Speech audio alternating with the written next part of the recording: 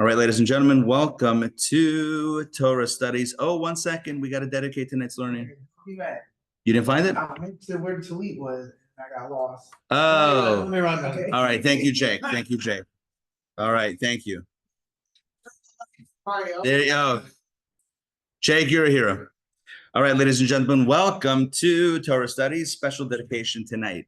Ray's grandson Yehuda has become a chatan, has become engaged to be married.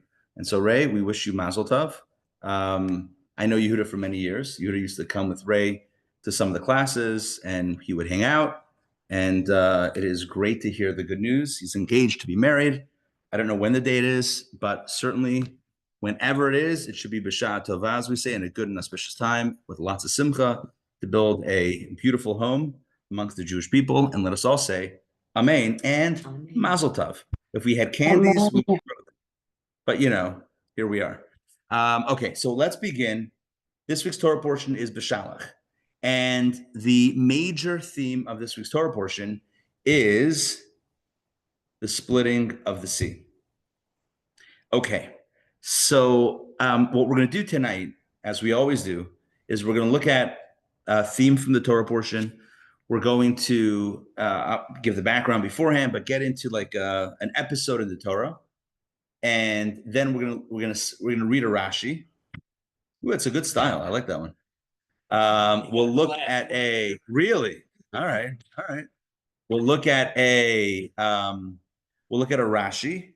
We'll analyze the Rashi by essentially picking it apart and asking a bunch of questions, and then hopefully we'll reconstruct the Rashi better than ever and walk away with some takeaway lessons, life lessons.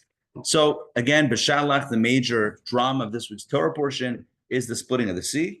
And of course, it comes on the heels of the Exodus from Egypt that we read about last week in the Torah portion of Bo.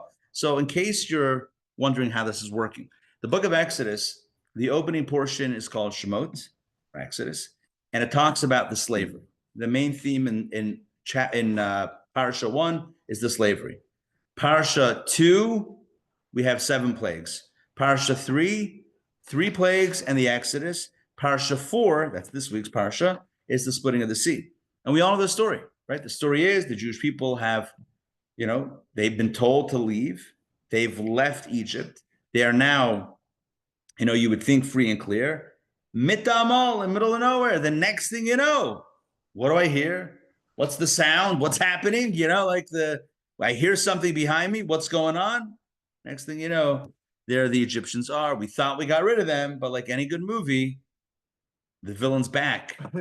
And it's not even Friday the 13th. Can you imagine? The villain's back. Is that Freddy Krueger? Is that, hey, good to see you. We don't know which villain that is, which of the Friday the 13th editions that is. But the bottom line is that Egyptians that we thought we had seen the last of, we even sang that song. Na na na na na na na na say goodbye. And here they are once again. It's like the what do they call it? The tour when they get back together again? Whatever. It's like they're touring again. What we thought the band broke up, and here they are. So what we're gonna do is let's jump right into the text. All right, Jake, I'm gonna ask you to read in a second. Let me pull this up so we're all on the same page. And let's get to text 1a. Hold on 1 second. Cancel that. 1 second. A nation in peril. Okay, this is the beginning of the Torah portion, not the very first verse, but from verse number 5. And the Torah talks about the drama by the sea. Take it away. It was reported to Pharaoh that the people had fled, and Pharaoh and his servants had a change of heart toward the people. And they said, "What have we done that we have released Israel from serving us?" So Pharaoh harnessed his chariot and took his people with him. He took 600 select chariots and all the chariots of Egypt with officers over them all. And God hardened the heart of Pharaoh, the king of Egypt, and he chased after the children of Israel, and the children of Israel were marching out triumphantly. The Egyptians chased after them and overtook them and camped by the sea, every horse of Pharaoh's chariots, his horsemen and his force beside Pi Hachirot, in front of Baal-Zephon. Pharaoh drew near, and the children of Israel lifted up their eyes, and behold, the Egyptians were advancing after them. They were terrified, and the children of Israel cried out to God. Moses said to the people, "Don't be afraid. Stand firm and see God's salvation that he will bring about for you today. For the way you have seen the Egyptians is only today, but you shall no longer continue to see them for eternity. God will fight for you, but you shall remain silent." Thank you. This is the drama that directly precedes the splitting of the sea. The very next verses talk about how Moses stretches his hand over the sea, and the sea splits, and the Jewish people walk through on dry land, and the Egyptians follow. But as the Egyptians follow, of course, the sea collapses upon them, destroying the Egyptians once and for all, with the Jews having fled safely to the other side. All right, that is the story of the chase, followed by the split. So we're going to focus, just so you know, we're going to focus on verse number 10, okay? Especially the last part of verse 10, where it says they were terrified and the children of Israel cried out to God. That's going to be the focus of today's class, pretty much exclusively. However, I do want to start with a quick note on verse number 5, which is the first verse that you read, where it says it was reported to Pharaoh, all the way at the top, that the people had fled. And the obvious question is, what does it mean it was reported to Pharaoh that the people had fled? It was reported that they fled? Reported that they fled. I'm pretty sure last week's Torah portion, we had Paro in the middle of the night running to find Moses and Aaron saying, "Get out of Egypt. We no longer want you here." Suddenly, one Torah portion later, my oh my, how things have changed. Suddenly, Pharaoh has heard that the people have fled. What was he, sleeping? What was he, shikr? What was he like? What's going on here? He didn't know what was going. He didn't know that he had sent them out. The truth is, the whole thing doesn't make sense. I want to share with you a quick insight. I probably share it every year whenever we do Beshalach, because in my opinion, it's one of these things that once you know it, that the whole story makes sense. If you don't know it, it's like the whole story doesn't make sense. It's like one piece of background information. We don't have time to go through this right now. I'm just going to give you the Nakoda, give you the point. The point is when Moses has asked Pharaoh repeatedly, or had asked Pharaoh repeatedly to let my people go, God says, "Let my people go." Every single time it came with the following request: let us go on a 3-day journey to worship our God in the wilderness. That is always what the ask was. When Pharaoh tells Moses, "Get out of Egypt," in last week's Torah portion, right before the Exodus, he says, "Go out, kidaberchem, as you requested," or as you spoke. The commentaries understand it, including Rashi, that when Pharaoh said, "Go as you spoke," go as you requested, it means I am granting your request. For how many days? 3 days. 3 days. Don't make me sing Gilligan's Island, because that was a 3-hour tour. Anyway, 3 days. He bought 3 days of time. So according to the commentaries, what happened was that Pharaoh actually sent some of his officers with the people. And after 3 days of journeying, the officers, the spy, whatever, the informants, see that they're not turning back. Immediately, they run back to Pharaoh. So it's a 3-day journey out. It's a 3-day journey back. So now it's day number 6. And the people are back. The Egyptians are back with the report to Pharaoh. These guys, they ain't coming back. Pharaoh makes up 6 days' journey in 1 day to catch up with them. And that's what it means in the beginning of the Torah portion when it literally says these words, right? As Jake read, it was reported to Pharaoh that the people had fled. That means it was reported that the people, they ain't coming back. Oh, they asked for 3 days.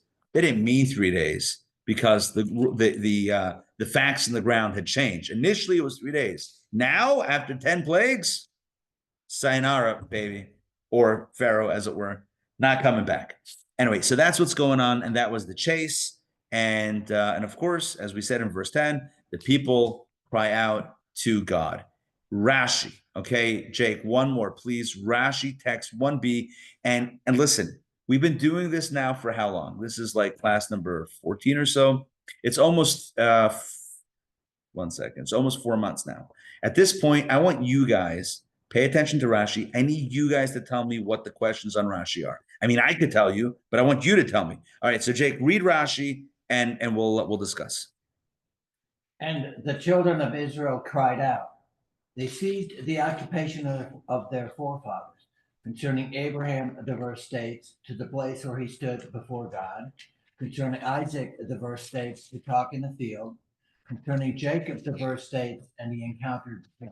Okay, that's Rashi. That is beginning and end of Rashi. Okay, somebody in their own words, somebody tell me, what is Rashi saying? Simply, what is Rashi saying? They're praying to God. Praying to God. Great. Any questions on this, on the Rashi? If Rashi is telling us that they prayed, what should he have said? They prayed. What does he say instead? What are the first words of Rashi? The occupation of their They forefathers. seized the occupation of their forefathers. The hand goes up in the back of the class. Rabbi Rashi, can you please tell me what you're talking about? They seized the occupation of their forefathers? Do you mean that they prayed? Because if that's what you mean, you could have totally just said that. You could have just said, Vayispalalu, and they prayed. That would have worked. Yeah. Nope. They seized the occupation of their forefathers. That's bizarre. Seems like Rashi has something else up his sleeve, but what is it? What's the next question? What's another question that you might have on this Rashi? Quick question. Why is he bringing up the avodas? What translation is that? Good. Why is it bringing up the forefathers? Excellent. What are you saying? What's the? How like literal of a translation is this? It's like, very literal. Tafsu so- umnot avota means literally they seized. Tafsu means grabbed on. They seized. Umnot means occupation. Does it Avosim have their fault. anything to do with Amuna?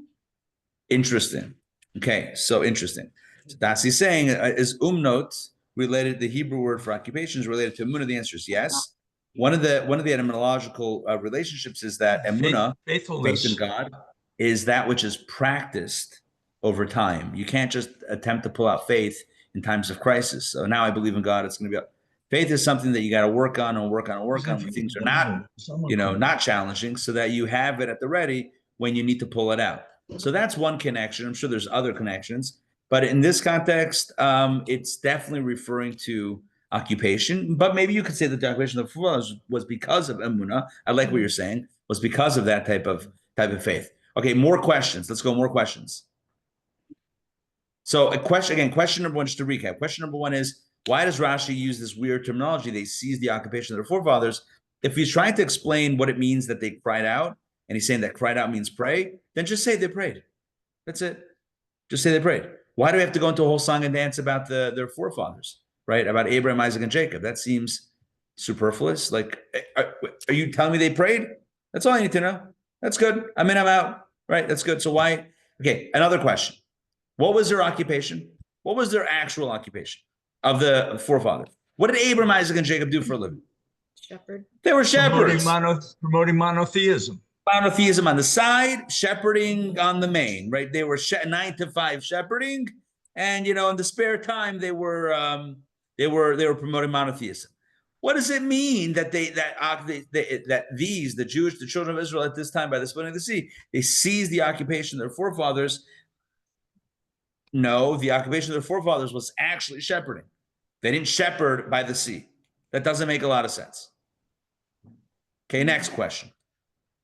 What do you got?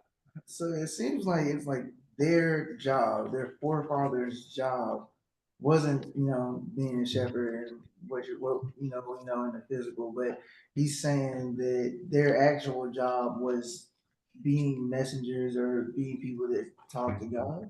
That's what it seems. What was their occupation? That they prayed to God. They spoke to God. Even though Rashi doesn't even use the word prayer here, by the way. I was like, Rashi doesn't usually get mystical, so that's kind of crazy. Right, isn't it? Right, Rashi is supposed to give us the simple explanation. He's getting all now allegorical. He's getting like sentimental. Right? Maybe that's about spiritual, but maybe sentimental here. Saying, oh yeah, that's what the patriarchs used to do. Back in the day. The good old days. What's I think what he's referring to in each instance, somebody in the family prayed and they had a successful outcome. Sarah prayed, Isaac prayed, Rachel prayed, and then about that. Good. So he's talking about the Emunah, and he's showing that if you pray, and the Avodas, they had stumbling blocks, Mikshal, and they were successful in their endeavors. So we're going to pray to God. If they were successful, we're going to be successful. Okay, I like that. The problem with that is that if you look at the actual three sources that Rashi brings concerning Abraham, the verse says, to the place where he stood before God. Concerning Isaac, the verse states, to talk in the field. Concerning Jacob, the verse states, and he encountered the place. In all three of those places, first of all, the fact that they were praying is not even stated clearly. And in all three instances, we don't find any mention. If you look at those chapters and verses, which I don't have lined up, if we did, it would be easy to look up, but I don't, whatever. If we looked it up, we would see that in those cases, they were actually not asking for anything specific. However, the question could be asked, because of that, why did Rashi choose these three weird sources? By Abraham, you could have said, I got a great source for Abraham. Remember when he prayed for Sodom and for the cities to be spared? Boom. Why not say Abraham's a prayer? Not a prayer, but a guy who prays, because look what he does for Sodom. Isaac is someone who prays. How do I know this? Because he prayed for, when did Isaac pray? Clearly in the Torah, not this instance. For a child. Remember when Rebecca, his wife, was barren and they couldn't have a child? Vayeter, they said that he prayed opposite her. They both prayed for a child. Boom, that's a clear reference to prayer. What about Jacob? When did Yaakov pray clearly in the Torah for something? When did Yaakov pray? Who remembers? Yaakov prayed in Bethel and the stones. Also, but he prayed for when? Before he met Esau. Before he met Esau. Before he met Esau, after 20 plus years away from his family. He davens to Hashem. He says, "Please, Hatzileni na miyad achim miyad Esau. Please save me from my hand, from the hand of my brother, from my brother Esau. Save me from his hand. Make sure I don't get, God forbid, right, harmed by my brother." In with all three patriarchs, we have other verses, and I apologize for not having these verses, having a printout or having this ready to go. But in all three cases with our forefathers, Abraham, they all ask clearly, and they all clearly pray and ask for something. Abraham asks for God to reconsider about destroying Sodom and Gomorrah. Isaac prays for a child. Jacob prays to be spared from his brother. And yet Rashi avoids those three clear instances of prayer, and instead he cites verses to which, honestly, we have to have a midrashic exposition to even know that prayer is being referenced. Genesis 19:27, it says that Abraham returned to the place where he stood before God. What does it mean he stood before God? We stood before God in prayer. How do we know that? Because we have a limud, we have a drash that tells us that the place where he stood means the place he stood for prayer. What a weird reference. Isaac, remember when Eliezer came back with his wife, with Rivka? It says that she came back, she was riding on the horse or the donkey, and she sees him, and Isaac had gone out, l'suach basada, to talk in the field. To talk in the field means to pray. Again, not even a clear reference to prayer. And Jacob, and he encountered the place. He encountered the place. I don't see prayer there. He encountered the place. Oh, vayivka b'makom. Vayivka, encounter, means prayer. All three verses that Rashi cites, you need another exposition, a limud, derivation, a drash, an exposition, a homiletical or hermeneutical interpretation that says, oh, this is a reference to prayer. Very strange when by each of the patriarchs, there's a clear and decisive reference to prayer. Abraham praying for Sodom, Isaac praying for a child, Jacob praying for safety and security and salvation from the hand of his brother. Why is Rashi? It makes no sense. Rashi's avoiding the obvious and going to the weird. Dr. David. So I have a question. So why are we using prayer for Vayitzaku when they cried out? When you take a look at the next line 11, they said to Moses, "Was it for want of graves in Egypt that you brought us out to die? What is this that you have done to us by taking us out of Egypt?" They're clearly upset. They're clearly crying out. Good. And so what your question is actually an answer that some.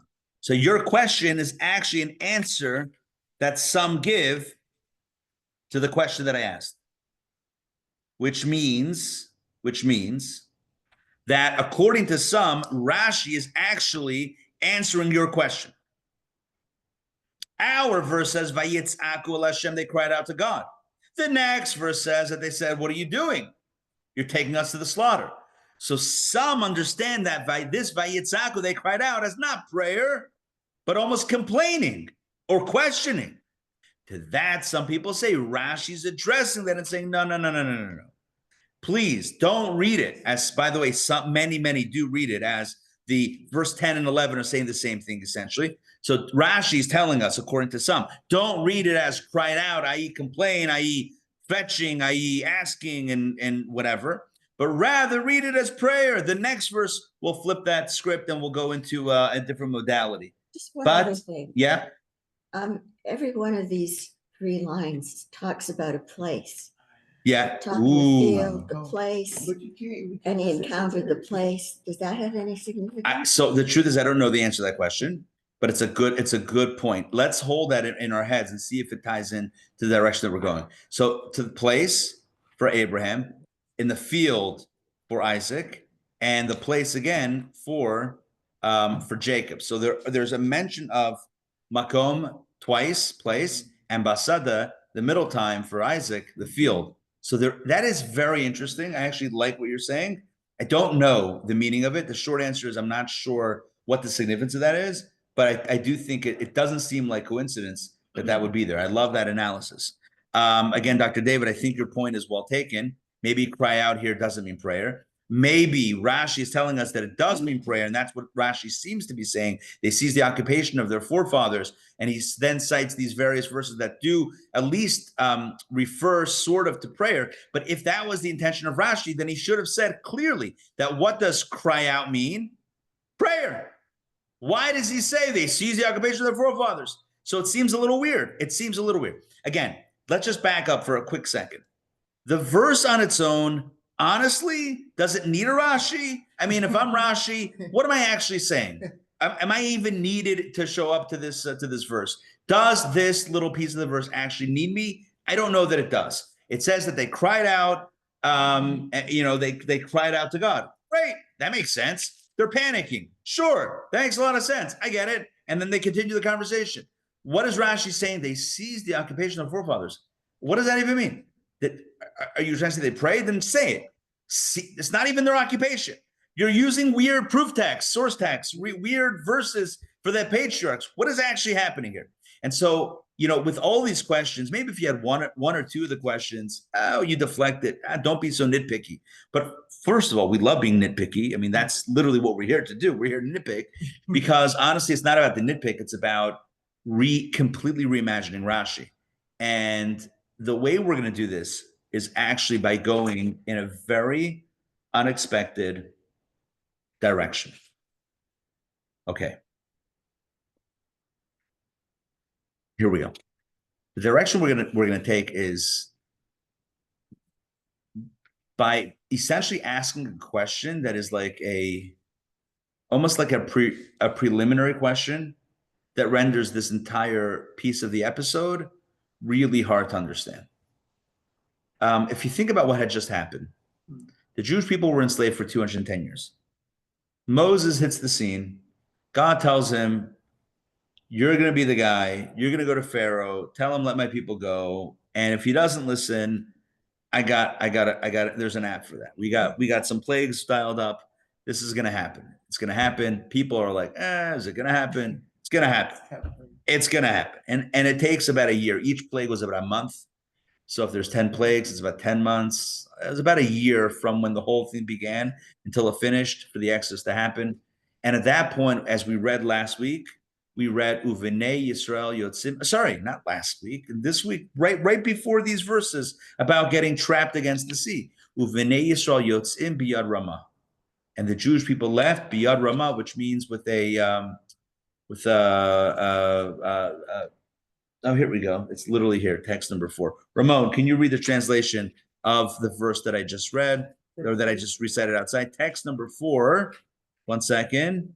Text number 4. Yeah. And the children of Israel left Egypt triumphantly. There we go. Now, I will say this. It's not even a verse before or after. My apologies, I misspoke. It's literally a verse that was in text 1a.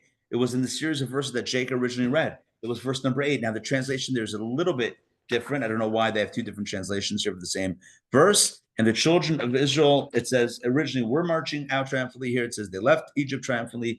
Either way, whether they marched or they left, either way, there is this mention of triumphant marching or going. And what that means is as follows. You know, if I were to kind of like explain what that means, you know what I mean to go out triumphantly? It means that they were confident. They were free and they were confident. And what does it mean to be confident? At the core of that, it means that you feel empowered. You feel strong. You don't feel afraid, right? You feel strong. You feel empowered. You feel confident. You feel secure. You feel like you got this, and you feel like the other guys, they don't got this. You got this, and they do not. And the truth is, they had seen for a year their former masters literally beat up and beat them up, drag them out. You know, the whole deal. There's an actual phrase there that I'm missing. What is it? Knock them out, drag them out, knock them out, something like that. They saw the plague of blood, the plague of frogs, the plague of lice, etc. All 10 plagues. They saw Egypt literally be brought to its knees with the 10th plague. They saw a civil war before the 10th plague. There was a civil war with the firstborn having heard the promise of the 10th plague or the prophecy of the 10th plague. They actually revolted against Pharaoh. They revolted against the government. They said, how dare you hold on to the Jewish people when our lives are at stake? And this was L'makim Mitzrayim b'vchoreim ki lo l'mchasa. We say it every Shabbat morning in our prayers. It's King David writes it in Psalms that when the firstborn Egyptians slew their own people, that was an act of, salvation for the Jewish people, because part of the act of salvation was that Egypt turned against itself. And so the Jewish people had seen Egypt brought to its knees. They had God's promise that they would be free. They had God's promise that they would receive the law at Sinai, that they would receive and worship God at the mountain yet to be arrived at. And so now they find themselves in a very interesting situation. They find themselves pinned between, well, not a rock and a hard place, but between a sea and a chasing, advancing Egyptian army. And so you and I might think, yeah, it's obvious that they were panicked. It's obvious that they were afraid. It's obvious that they prayed to God. But if you recognize that the Jewish people were flying high, that they had just been, miraculously saved, that the Egyptians had been completely pummeled, that they had God's promise, then Rashi would assume, because Rashi is reading the verse and explaining the verse in a very straightforward fashion, Rashi and the 5-year-old who's studying Torah would assume that there's no reason to panic, or more precisely, there's no reason to ask God for help or for salvation, because he already told them that it was going to happen. He already told them the promise of what was going to happen. He already said it's going to be okay. So now Rashi is facing a problem, because the verse says that they cried out to God. What does it mean they cried out to God? If they had Hashem's promise, if they had Hashem's assurance, if they were confident, if they were secure, if they were riding high and flying high, what was the cry out to God? I think you said something good when you said secure, because obviously, like you said, so they were riding high, and then they see these people take like a 6-month journey in like 1 month, right? So they're like, we've seen, or that, it's like Tom the Internet, and like we've seen these mystical, magical things that maybe shouldn't have happened, and for this to happen, maybe we've done something wrong. Interesting. And now things have turned away. Right? Interesting angle. But the way we're going to explain this is actually a little bit different. We're going to say like this, that in truth, the children of Israel weren't asking or pleading to God to help them and to save them from the Egyptians. Please spare our lives. We don't want to die in the water. We don't want to die at the hands of the Egyptians. That's not what was going on from a simple place. In other words, from a place of Pshat. Uvenei Yisrael Yotzim Biyad Ramah. They were triumphant. They were secure and they were confident. Now they're pinned against the sea. What is the reaction? What is the move at that point? Comes along Rashi to answer this question. What were they saying? What were they thinking? And Rashi says, you know what they were thinking? They were doing what is in their DNA to do. And what's in their DNA? Listen to this. Remember I asked the question why Rashi uses three strange references to prayer? Why doesn't he clearly talk about Abraham praying for Sodom and Yitzchak praying for a child and Isaac praying for salvation? Why not those three instances and sources of prayer for the patriarchs? Why does he say that he arrived at the place, or he stood in the field, or he stood in the place? Like why those weird opaque references? And all the questions kind of answer each other. The reason is because what does it mean that it's the occupation of their forefathers? Can I add something?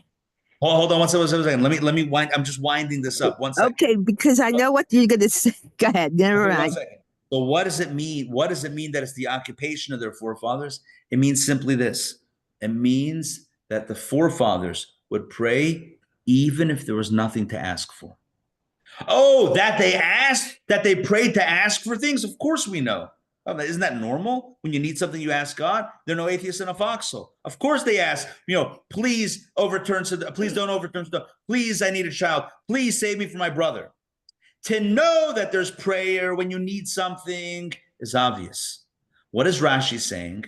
The patriarchs didn't just pray when they needed something.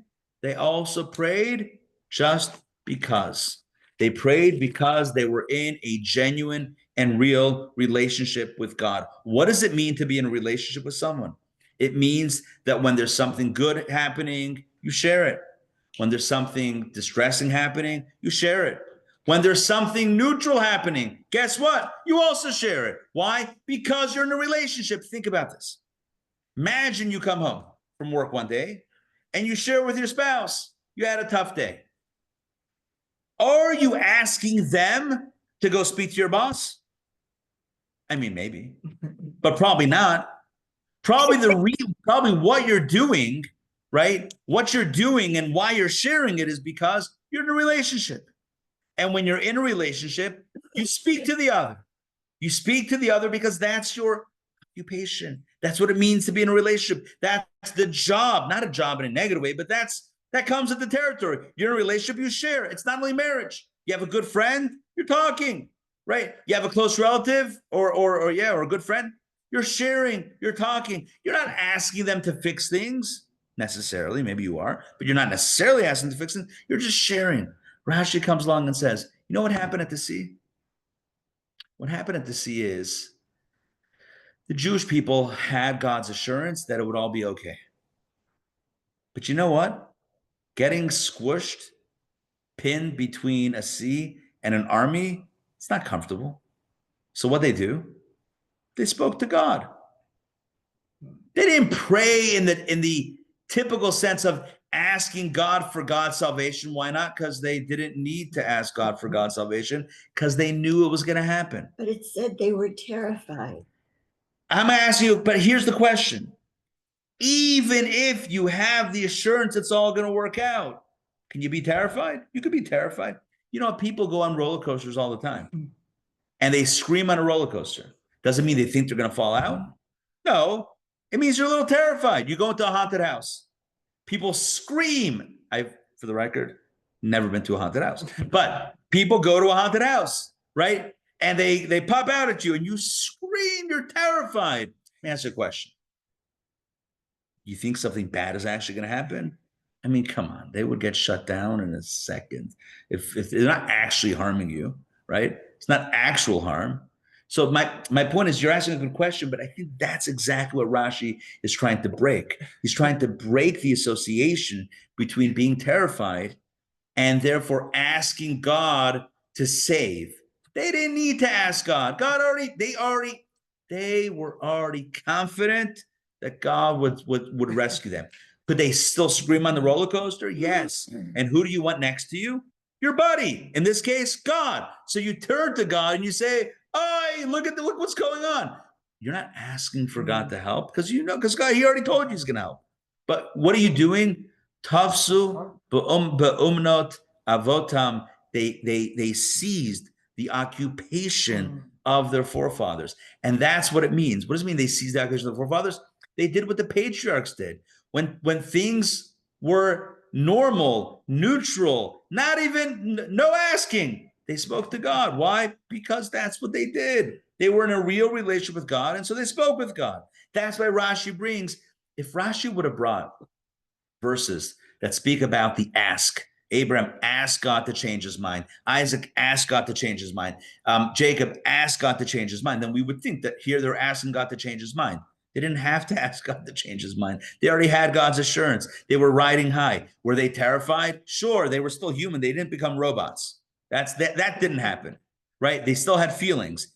And because they had feelings, they expressed the feelings. And who do you express feelings to? Well, when you're in a real relationship with God, right? Like their forefathers, you speak to God. That's what they did. Let's take a look at text 5. Toba, please read text number 5. Let me pull this up. And this is where we see the answer in the Rebbe's own words. Therefore, Rashi employed the phrase, they seized the occupation of their forefathers. Our forefathers did not only pray in times of distress or in circumstances that called for prayer to God. Prayer was their occupation. They constantly prayed to God. We find that the same is true about the children of Israel, children who follow in the path of their forefathers. They too prayed to God, though God had already promised to bring them to Israel. Isn't that powerful? They prayed. You know, the word praying is, I don't know if it's even prayer, because I think we have a notion of what prayer is. Prayer means an ask. You know what? And that's why Rashi doesn't use the word prayer. It's not prayer. They talk to God.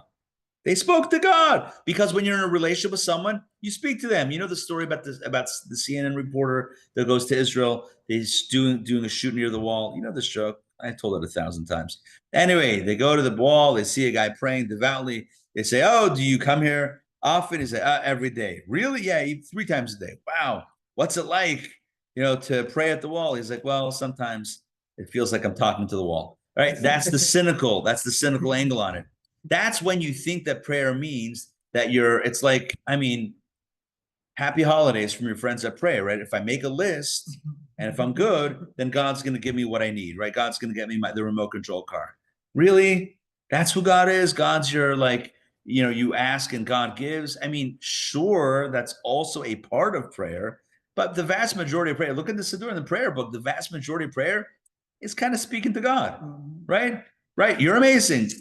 I'm grateful for my life. It's kind of cool. Like, it's just conversation. It's actually like a great show of faith to be like, this is so crazy. I don't know how to talk to God about this. Exactly. Right. It's like, God, you'll never imagine what just happened. Right. It's like, it's a genuine relationship. A genuine relationship is one where you communicate. What are you communicating about? Anything and everything. And sometimes about nothing much at all. Hey, if Seinfeld made a show about nothing, certainly we can make prayers about nothing, i.e. just life, just the the banality of life. I don't know if I'm using that word properly, but the mundane, the everyday. Now, I understand this. This was not an ordinary Tuesday or whatever day of the week it was when this happened by the splitting of the sea. It's not like they said, well, you know what? If we're trapped anyway by the sea, might as well pick up the phone and say, hey, how's your day going? It's okay over here. I'm sure it was more of like, oh my gosh, getting a little nervous, but still keeping the faith. Let's just talk it through. Rashi does not use the word prayer in his commentary. He says, and we asked the question initially, if he's trying to tell us that they prayed, just say the word. You want to, right? Just say they prayed.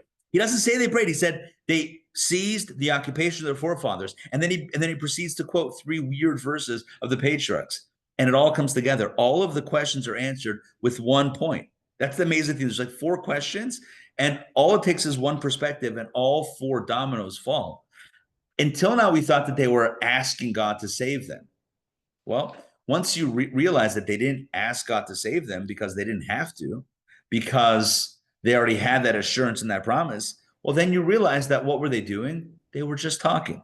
And so Rashi says, but who talks to God?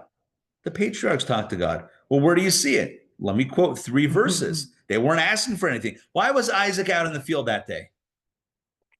He was talking to God. What was he doing? I don't know. That's what you do. You talk to God, right? What did Abraham do in the place that he used to stand? He was talking to God. About what? What was he asking for? I don't know. Jacob was just wandering around. It wasn't the cases where they had a pressing need. They were just talking to God. So with this, Rashi completely redefines verse number 10. Now, Dr. David pointed out before something that I think is important. And the Rebbe actually in his talk points this out as well. It's not in our class. I don't think we have the text over here, but it is worth mentioning. In verse 11 and 12, which we do not have in our text, it was conveniently omitted. It was conveniently censored to make this class a little bit smoother. But in verse 11 and 12, the Torah continues to say that the people said to Moses, why'd you take us out? We're going to die, etc. So now it seems like they don't have faith. So one second, they did have faith or they don't have faith? So the way the Rebbe explains it is in verse number 10, they still had faith and they were talking to God. But as time kept on moving forward, I know it's only one verse later, but it's not, it could be like hours later. But as time went on and the salvation had not yet happened, they started actually panicking. So initially when they cried out to God, it wasn't a prayer, it wasn't panic. Sorry, it wasn't panic, it wasn't even prayer, it was talking to God. When the salvation didn't happen, well, then they proceeded to say, what's up? What's going on? Are we do we need to talk about something? Is there an issue here? Can I speak to a manager? What do we need to do to make this work? And that's when Hashem says, don't worry, I still got you. You're good. You don't have to do a thing. I got this. Just keep on moving forward. And indeed, the sea split. What's the bottom line? The bottom line on this is the power of prayer. Let's read. Oh, this is beautiful. Let's read text 6. Toba, did you read? You read. Okay, I'll read text number 6. Okay, let's read this. It looks like a beautiful text coming up our way. Abraham had a designated place where it was his custom to pray. His prayer was not necessarily about something specific, a problem, etc. Meaning it wasn't about asking God to solve a problem necessarily. Rather, he prayed because prayer was his occupation. Now, let me pause here for a second. I asked before, occupation? Occupation was a shepherd. The Rebbe says, actually, no. Shepherding was what they did. Prayer was who they were. They were people in a relationship. That was the most important definition of who they were. Somebody says, oh, what's your name? What do you do? You know what they would probably say? I'm a shepherd. What do? I'm a monotheist. I believe in God. That's what Jay said before, right? Jay, you said this before right at the top of the class. Right? What is it? What was their occupation? It was really monotheism. And what is monotheism? God was, to them, God was real. It was authentic. And it was so real, they had to tell everybody about it. And they spoke to God. They had a conversation, constant conversations with God. I mean, you could say, well, that's what happens when you're a shepherd. I'm kidding. But no, they had constant conversations with God. That was their modality of being. Back inside, we're up to the 4th line. This is Abraham now, back to him. He was like a money changer. And here we're about to have an analogy that I don't know if I get because I'm not a money changer, but here we go. When money changers have customers, they change money for their customers. When they have no customers, they change money for themselves. I don't really know what that means. No, It's somebody comes in. You want some lira for some dollars? Sure. Oh, no one's here in my store today. I think I'll trade it for some yen and some. I don't know that happens. I don't know exactly what that means, but I guess it means that maybe it means something like if you're a stockbroker, you have a customer, then you're buying and selling for them. But if you don't, you're still probably trading for yourself because that's who you are. You're a trader. And so that's what, when you're a money changer, then, or like an investor, either you're investing for a client or you're investing for yourself, but that's who you are. That's your definition, right? When they have no customers, they change money for themselves. Similarly, prayer was an occupation for our ancestors, which means it was their life and delight, something they constantly did. It is said about Jews that Hakol Kol Yaakov, the voice of prayer is the voice of Jacob. This doesn't mean that prayer is only our last resort, but rather prayer is our entire life. It's like Ted Lasso. Prayer is life. I'm kidding. The same, if you know, you know. The same was true of Abraham. He had a designated spot where he prayed all the time. And that's what Rashi's alluding to when he went to the place. And Toba, you mentioned it. And I think now the Rebbe may have answered the question or the point that you raised. You pointed out before, Toba, that in all 3 instances, there was a physical space mentioned. And I think the way the Rebbe is understanding it is Why the physical place? Because it shows that it wasn't about what was going on in their life. It was a fixed space where they would talk to God, no matter what was going on. Maybe they had a need, maybe they had a request, or maybe it was a random Tuesday evening, 8:24 p.m. Eastern time, and they just wanted to say hi. They had a place, it was fixed, it was what they did, it was their occupation, it was who they were. That's what they did. And their children, i.e. descendants, i.e. the children of Israel, they did the same thing. They got to the sea and they talked to God. And you know what? They were terrified. They talked to God. They didn't say, God, please save us. Will you perform a miracle? They already had God's assurance. They spoke to God. All right, here we go. Text 7. Take a look at this. Dasi, please read text number 7, where the Rebbe continues to explain the final pieces of Rashi. Rashi therefore deliberately quotes the passages where Abraham stood and Isaac went to talk in the field and Jacob had an encounter in the place. In each of these instances, nothing in particular caused them to pray.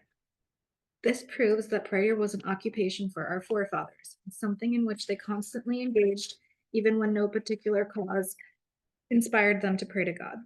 Thank you. This is a powerful idea. It means to not just be in a relationship with God when things are difficult, but to be in a relationship when things are fine, when things are calm, when things are happy. You know, they used to say about the Rebbe that there were tsaras chassidim. You know, chassidim, people that would show up when times were tough. You know, write a letter for a request for a blessing when something's gone wrong. What about when there's nothing wrong, right? What about if everything's okay, right? Do you just pick up the phone? Do you just write a letter and say, hey, you know what? I'm grateful for my life. You know, things are great. You know, glad to be here. Speaking to God, right? Do you say you only show up and pray, you know, when you need something, when there's a, you know, when there's some sort of thing that you're dreading or some sort of thing that you really need a miracle for or blessing for? Or do you say, God, you know what? I don't have anything right now that I need to ask for. Just saying hi, just saying thanks. That's what it means to really be in a relationship. And that's beautiful. It kind of sounds like if you were to see these people, like when they're talking to God and stuff, it would look like they're talking to themselves. Right. It would be very free flowing. Right. It wouldn't be from a set liturgy. It would be a really heartfelt expression. Now, I'm not precluding the power of praying, you know, set prayers 3 times a day, etc., Jewish prayer, but this is that plus the idea of being in a relationship. And in the Sikha, and the talk that the Rebbe shares this in, which is from, what year is it from? This might be from, I think it's from 1975. I think it's 50 years ago this week, is where the Rebbe shared this insight that we're studying tonight about Rashi's angle about prayer not being a request, but being just a conversation. And here's where the Rebbe brings us home vis-a-vis not just prayer, but also Torah study and mitzvah performance. Meira, please read text number 8. This teaches us a lesson in how to serve God. Our prayers, Torah study, etc., must resemble an occupation. This means that our goal in Torah study should not be merely to know what we must do and what we must avoid. Rather, it should be purely for the sake of Torah study. The same applies to our mitzvah observance and prayers. We don't require a specific reason or purpose to engage in them. They should be our occupation. This means that serving God in all the aforementioned ways must be our entire being and purpose. Powerful. Let's break this down. So prayer, prayer we've covered at length tonight, right? Prayer means not speaking to God only when you need something, but just because. What about Torah study? He says Torah study shouldn't only be because you need to know something practical. Like I need to know how to fulfill the obligation, like Pesach, Passover is coming up in a few months. I have a question about, you know, how to observe the Seder. Let me study some Torah to learn how to do the Seder. Let me remind myself and study. That's fine, but it shouldn't just be about that. Torah study should be like expression of love. Like I opened up a book, I'm studying Torah just because I'm studying. No agenda, no agenda learning. I'm not learning for an agenda, for a purpose. I'm learning just to learn. We call this learning Torah lishma. You may have heard this term, learning lishma. Learning lishma means I'm learning for the sake of learning. No other agenda. There's no ulterior motive. It's pure. It's pure. I come home from work. I open up a Gemara. I open up the Talmud, and I read a few lines or a page or two. I open up another book. I listen to it on the way home from work. I tune into a podcast, a Torah podcast, and I listen to a Torah Insight. Why? Just because. Just because. Just because. I want to hear. I'm open. I'm open to studying. It's not because there's nothing wrong to learn for an agenda. That's fine. If you need to know something, absolutely learn. Or if you need to look, let me just speak personally. Right? There's two ways. I mean, more than two, but let's say two ways that I can learn. I can learn something to teach it, or to share it, or I can learn something just to learn something. Right? So a lot of the things that I learn, I end up sharing. But it's also cool to learn just to learn, just for the sake of learning. There's no agenda. There's no, I'm going to be able to, no, just learning for the sake of learning. Mitzvahs, right? The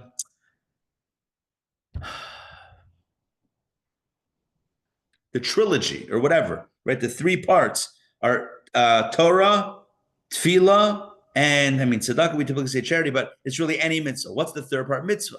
I'm not doing a mitzvah only for an agenda because I'm doing a mitzvah because I'm trying to get something or specific. Doing a mitzvah because I'm doing a mitzvah.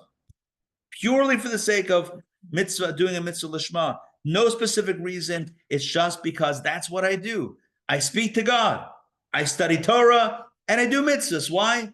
That's who I am. That's what I do. No agendas. That's what Rashi is teaching us, what it means to be a Yid, what it means to be a child of Abraham, Isaac, and Jacob. What that means is that you're not just praying when things get tight. You're not just, there's no atheist in a foxhole prayer person. You're not like, I need something, so I'm showing up to pray. No, you're praying because you're praying. You're not just studying Torah because you need to know something or you need to teach something. You're studying because you're studying. You're not just doing a mitzvah because you need some sort of merit or blessing. You're just doing it. You're just doing the mitzvah. You're just doing the mitzvah. There's something so powerful about this. I want to conclude with the following. There's a few more texts in this thing, but I do want to just close it out with the following message. Huh? So hard. Isn't it great? It's Rashi, fantastic. right? Yeah. Who would have thought that in a Rashi class we get this? It's all blended together. Final point is the way the Rebbe concludes the Sikha, the way the Rebbe concludes his talk from 1975, this 50 years ago. He says, when you look at another person, it's easy to be judgmental. I mean, we're all, on some level, human beings are always judgmental. But sometimes it can be like, this person, they're not really, like, I don't see the spiritual potential in them.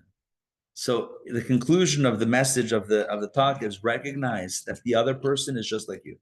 They're a child of Abraham, Isaac, and Jacob. And because of that, they have the same pure connection that you have to just speak to God just because. They also have that within them. Sometimes you don't see it. First of all, we're not meant to judge, so that's not our job. But sometimes we don't see it, but that's fine. It's in there. We should always look at people and look at them as the holy person that they are. So in short, today we took a journey into a Rashi, where Rashi seems to be adding nothing of significance. The Torah tells us they cried out to God. Rashi says something a little bizarre. They seized the occupation of their forefathers. We don't even know what Rashi is saying. Do you mean they prayed? Then why don't you say that? What's occupation? What's seizing the occupation? Why these weird three verses that you're quoting as proof text? The whole thing is bizarre. I mean, it's a simple Rashi, but when you break it down, the whole thing actually seems bizarre. And the final conclusion, the Rebbe's message, or the way the Rebbe understands Rashi, is something so profound. That Rashi is not telling us that they prayed, to ask God to save them. They already believed that God was going to save them. They had one simple agenda, speaking to God. Why? Because that's what our family does. We speak to God, right? You know what they say? If you speak to God, you're a religious person. If God speaks to you, you're Meshuggah. I'm kidding, but here's it's a joke. But look, what do? We speak to God. We speak to God when times are bad, when times are good, and when times are times. Study Torah, do mitzvahs, just because. In the final analysis, the great marketing minds at Nike had it right. Just do it. can't end on that, can we? Will we? I think it's gonna happen. Yeah, it even has a chauffeur. The symbol is a chauffeur. You ever notice that? No? Was that just me? They call it a swoosh. That's just a fancy name for chauffeur. Swoosh. Swish. Oh, is it swish or swoosh? I think it's thought swoosh. I Swish. think it's swoosh. Because in my head it was like a Basketball? basketball swish or something. I don't know. I think it's a swoosh. Or is it a swoosh? I think it's a swoosh. Is it oh? We have to, I think it's O. We can Google it. We need some fact checking here. All right. Questions, comments. Made sense? I wanted to say that the amanut in Hebrew now is a word for talent, skill, or artisanal ability, and that's exactly what it wasn't even an occupation; it was innate. I believe that's what Rashi was saying. I love that. I love that. Toba's saying that she also thought, well, she thought along those lines. I actually very much like what you're saying. In That's other words, yeah, like an artisanal like thing, meaning it's like it's inborn. It's not just a job, which could also imply like a menial task that you do to just earn a living, but it's a craft. It's your craft, meaning it's artisanal. It's inside you. It's innate.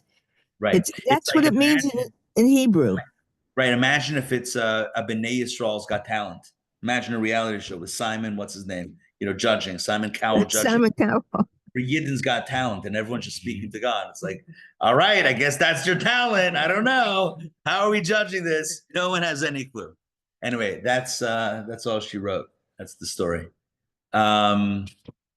Good. So does this count as like, because it seems like in the last couple of weeks, Rocky's been getting more and more on mystical sort of magic and sort of say. And I guess, part of the Red Sea, all the plague stuff, how could you not get a little bit mystical this time?